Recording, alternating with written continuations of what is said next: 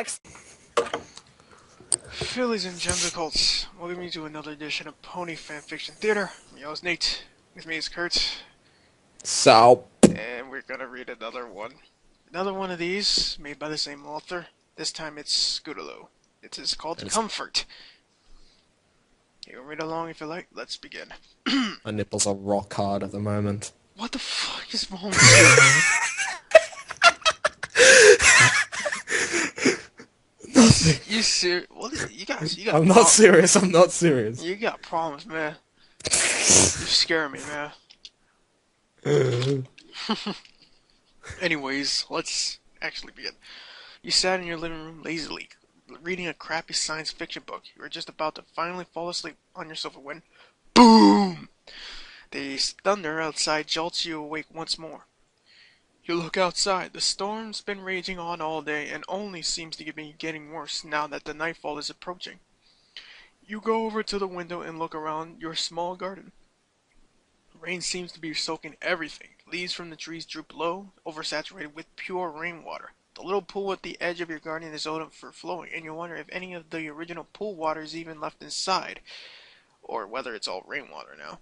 It's getting quite dark outside, but a lightning strike illuminates the area very briefly. But during the brief period of illumination, you notice a small object underneath a small bush at the end of your garden.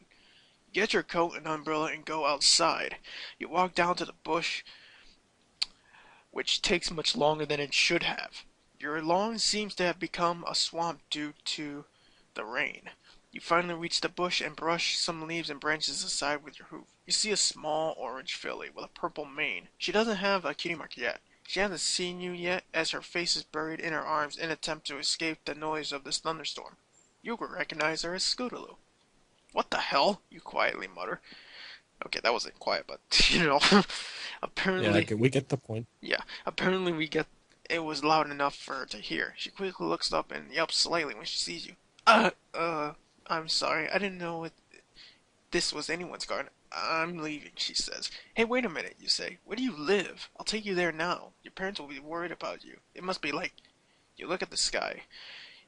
It's completely obscured by ominous gray clouds, but you can tell that it's pretty late into the evening. Must be about 9 p.m., maybe, you guess. No, it's okay, Scootaloo says, shakily standing up. I'll go home myself. What, seriously? The floodwaters are really dangerous. Can't you let me take you home? I feel terrified I let you go alone if something happened. She interrupts you by shouting at you. I don't have a home! What? You can't think anything to say. What? I said I don't have a home. What? Is all you can say. You can't think of anything else. Used to live in Cloudsdale. I can't fly. I don't know why. I ran away from Cloudsdale because they forced all of the Pegasi to be there to become great flyers. I was about to say flowers. Oh, wow. Anyways, You will become a beautiful flower. no. Anyways, wait. I don't get what happened. You ran away from flight school in Cloudsdale and came to Ponyville on your own? You inquire. That's right, said Scootaloo. So your parents are still in Cloudsdale? No. Her voice goes quiet. Well, where are they? You ask. The flight school I went to? It was a boarding school. For orphans, she quietly says. Oh, right. Wow, okay, you say as a random filler while you try to think of something non-stupid to say. How did nobody notice an 8-year-old, 9-year-old, she corrects you. How did nobody notice a 9-year-old running around Ponyville on her own? I try to hide when I'm not at school or with my friends. I was using your garden. Okay, you're still trying to think what to do. Wait, she yells. What? You reply. You aren't gonna tell anyone, are you? Honestly, you were, but you were gonna tell the authorities. Why wouldn't I tell anyone? You ask her. Because they will take me back to the orphanage in Cloudsdale. Well, I can't just lead you out in the rain. Come inside with me, you say, not really thinking about it much. You lead her inside under your umbrella. You know this is irresponsible and she'll let the police handle this, but you aren't gonna just leave her out there in the rain. She sits on your sofa, immediately soaking it. Sorry, she says. Don't worry about it. You tell her as you get a towel and give it to her. She dries the rain off herself. Get up on the sofa and sit right next to her. I don't know what to do, but what I'm meant to do with you, you ask. You feel kind of stupid asking a 9-year-old girl for advice, but she seems to know what she's doing. I don't know. You promise not to tell anyone I don't have a home, right? Yeah. Okay, well, I guess I'll wait out the storm in here if you let me. Then I'll go back outside. What? I can't let you go back being homeless, you say. Why don't you just stay here? She looks at you, her eyes shining with hope. Really? She says. Sure, you say. She immediately jumps at you and hugs you.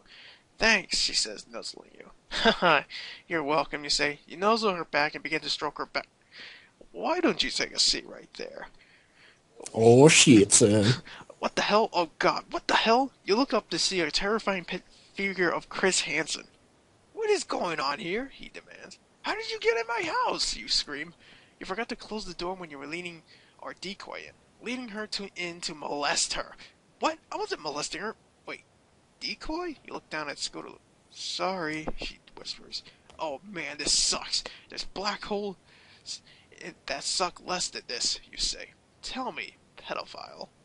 What is it that you made me want to molest this young girl? I literally wasn't molesting her. I literally wasn't. You can ask her. Ask her. You looked at Scootaloo only to find that she left the room while you were yelling at Chris Hansen. You invited an vulnerable 9-year-old girl into your home and began nuzzling her. Chris says, "Oh, fuck off," you mutter. "What made you do that?" "What would have happened if I hadn't stepped in?" Chris asked.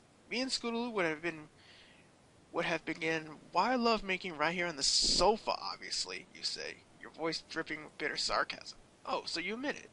Chris asked. "What? No, it was sarcasm," you yell. "I think we have all we need here," states Chris Hansen. "Are you ready to go outside to the cops?" You bolt up from your seat, pushing Chris Hansen forcefully aside in a daring escape. Your heroic dash for freedom is cut short when like 5 tasers and 3 cans of pepper spray all hit you at once. The next thing you remember, you wake up in prison. "So, what are you in for?" a ridiculously gruff, deep voice asks. You turn to see a huge stallion stronger than a billion Applejacks towering over you. I'm a child molester." "Apparently I'm not, though. They just think I am," you tell him. "Oh, a kitty rapist," he says. He laughs. You feel the ground shake with his roaring laughter. This guy is bigger than stronger than any wrestler you've seen. "You know," he says, "we have a lot of fun with people like you here, and I got you all to myself.